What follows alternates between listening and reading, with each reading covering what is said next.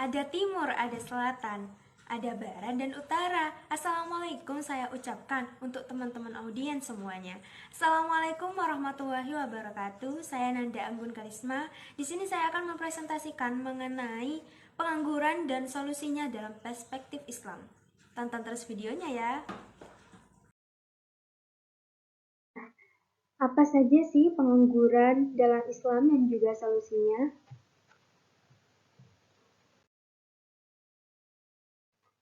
Pengangguran atau tunakarya adalah istilah untuk orang yang tidak bekerja sama sekali, sedang mencari pekerjaan, atau bisa dibilang juga orang ini bekerja kurang dari 2 hari selama seminggu. Atau bisa juga seseorang ini adalah seorang yang sedang berusaha mendapatkan pekerjaan yang layak. Namun, definisi semacam ini dipandang definisi yang sangat sempit bila dilihat dari kacamata ajaran Islam tentang kerja. Dalam perspektif Islam, kerja menyangkut segala aktivitas kegiatan manusia, baik yang bersifat badaniah maupun rohaniah, yang dimaksud untuk mewujudkan atau menambah suatu manfaat yang dibolehkan secara syar'i. Ketika seseorang tidak mau menggunakan potensinya, maka itulah pengangguran, yang mana pengangguran ini akan membahayakan dirinya sendiri dan juga masyarakat. Secara moral Islam, orang yang demikianlah adalah orang yang menganggur yang memikul dosa. Sedangkan orang yang terus memfungsikan potensinya, baik modal, tenaga, maupun pikiran, tidak termasuk kategori menganggur yang menyalahi ajaran Islam. Ketika seseorang tidak bekerja namun ia masih terus berpikir keras bagaimana nih bisa memproduktivitaskan dirinya sehingga bisa menghasilkan kerja yang produktif, maka secara moral Islam ia memenuhi kewajibannya bekerja dan tidak menanggung dosa pengangguran.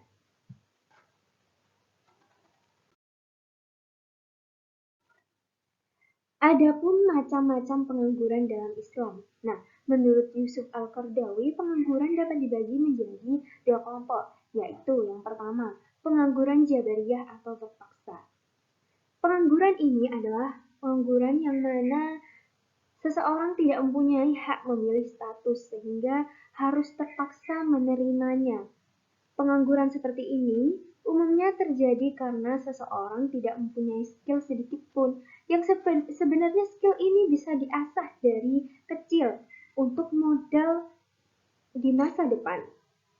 Atau seseorang pengangguran jabariyah ini adalah orang yang telah mempunyai skill namun ia tidak bisa menggunakan skillnya sedikit pun karena adanya perubahan lingkungan misalnya atau perkembangan zaman. Kemudian yang kedua yaitu pengangguran hiariyah atau pilihan. Nah, seseorang dengan pengangguran hiariyah ini adalah orang yang tergolong malas karena pada dasarnya dia mampu untuk bekerja namun dia memilih untuk berpangku tangan dan bermalas-malasan. Dia memilih hancur dengan potensi yang dia miliki dibanding menggunakannya untuk bekerja. Dia tidak pernah berusaha dan mengusahakan sesuatu untuk pekerjaan apapun. Kepribadiannya yang malas hingga bisa menjadi sampah bagi masyarakat. Apapun jenis penganggurannya akan berdampak pada seluruh lini kehidupan manusia, baik di bidang perekonomian, sosial politik, budaya, bahkan juga agama.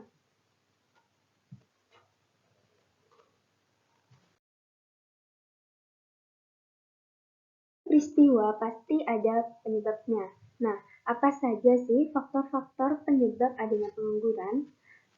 Yang pertama, bisa jadi faktor individu. Faktor individu terdiri dari kemalasan, cacat, udur, dan rendahnya pendidikan dan keterampilan. Nah, faktor individu ini dibagi lagi menjadi 3.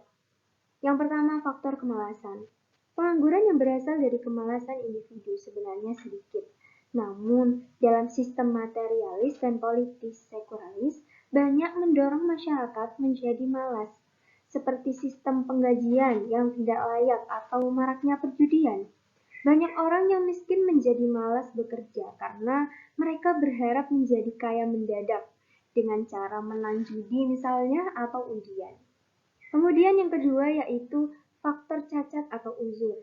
Dalam sistem kapitalis hukum rimba, karena itu tidak ada tempat bagi mereka yang cacat atau uzur untuk mendapatkan pekerjaan yang layak. Kemudian yang ketiga yaitu faktor rendahnya pendidikan dan keterampilan. Rendahnya pendidikan dan juga keterampilan akan berdampak bagi mereka. Belum lagi sistem pendidikan Indonesia yang tidak fokus pada persoalan yang dibutuhkan dalam dunia kerja, yang sehingga pada akhirnya mereka menjadi pengangguran yang intelek. Kemudian, faktor kedua yaitu faktor sistem sosial dan ekonomi. Ini merupakan penyebab utama meningkatnya pengangguran di Indonesia. Ketimpangan antara penawaran tenaga kerja misalnya dan kebutuhan. Nah, ketimpangan antara tenaga kerja dan kebutuhan itu tidak seimbang. Jadi, tenaga kerja yang tersedia dengan kebutuhan tidak imbang. Sehingga banyak tenaga kerja yang menganggur. Kemudian yang kedua yaitu kebijakan pemerintah yang tidak berpihak kepada rakyat. Banyak kan di zaman sekarang kebijakan pemerintah yang tidak berpihak kepada rakyatnya dan menimbulkan pengangguran baru. Mereka lebih mementingkan kepentingan mereka sendiri demi keuntungan mereka sendiri tanpa memperdulikan rakyatnya. Kemudian, yang ketiga yaitu pengembangan sektor ekonomi non-real. Banyaknya tenaga kerja wanita. Banyak ya, kita saksikan akhir-akhir ini banyaknya tenaga kerja wanita. Kemudian, tadi kita membahas mengenai definisi, jenis-jenis, dan juga penyebab adanya pengangguran. Sekarang, kita akan membahas mengenai cara mengatasi pengangguran dalam Islam. Jadi, Islam telah mengajarkan kita untuk mengatasi pengangguran. Apa saja sih cara-caranya?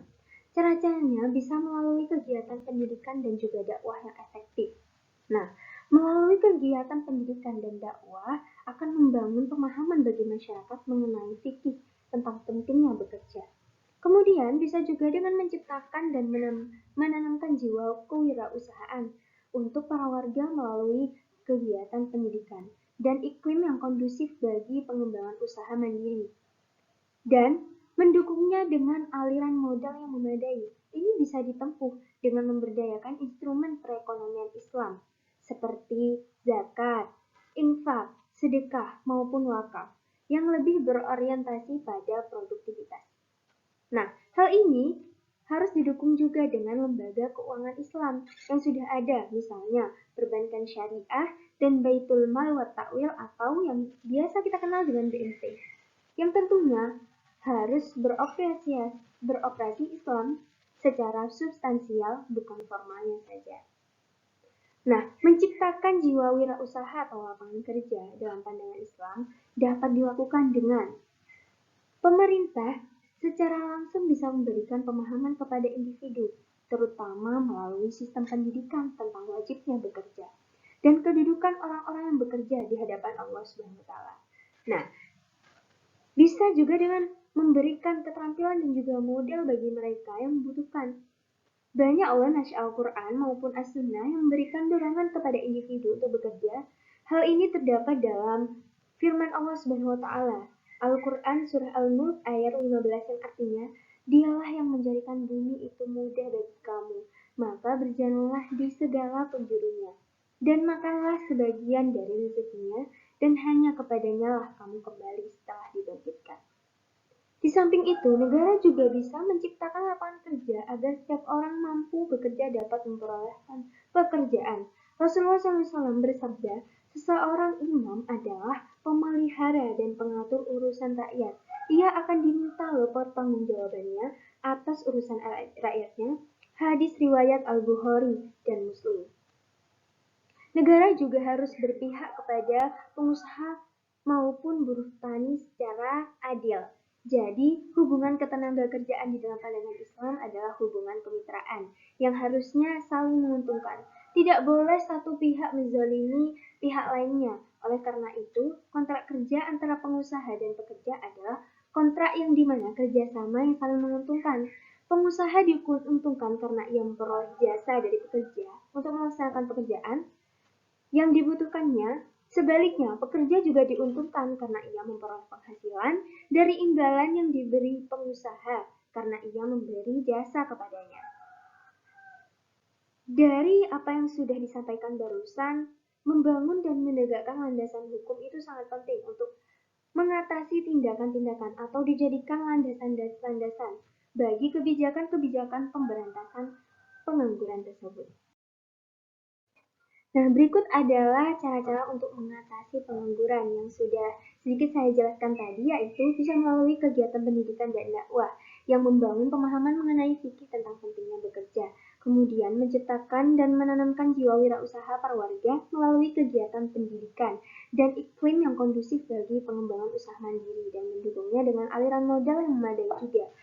Yang ketiga yaitu membangun dan menegakkan landasan hukum untuk mengatasi tindakan-tindakan kontra produktif bagi kebijakan-kebijakan pemberantasan pengangguran tersebut. Pengangguran ini tidak dapat disepelekan karena dapat berdampak pada akidah kita. Hal ini disebabkan keadaan seseorang yang serba kekurangan akan tergoda nih untuk melakukan sesuatu perbuatan dosa atau kemaksiatan demi memenuhi kebutuhan hidupnya. Juga akan mempengaruhi akhlak seseorang. Contohnya, orang miskin, lebih-lebih yang hidup di tengah-tengah orang kaya nih, akan banyak mendorong mereka untuk berbuat yang tidak dibenarkan dalam syara dan juga akhlak mulia.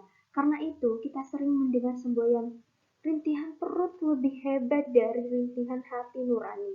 Dan lebih hebatnya lagi, bila frustasi dan kekacauan sudah tidak bisa dikuasai lagi, akan timbul masa bodoh terhadap nilai-nilai etika dan kemantapan sendi-sendi yang pada gilirannya akan menjurus pada pengabaian nilai-nilai agama. Cukup sekian dari saya, kurang lebihnya mohon maaf. Wabillahi taufiq wal hidayah. Wassalamualaikum warahmatullahi wabarakatuh.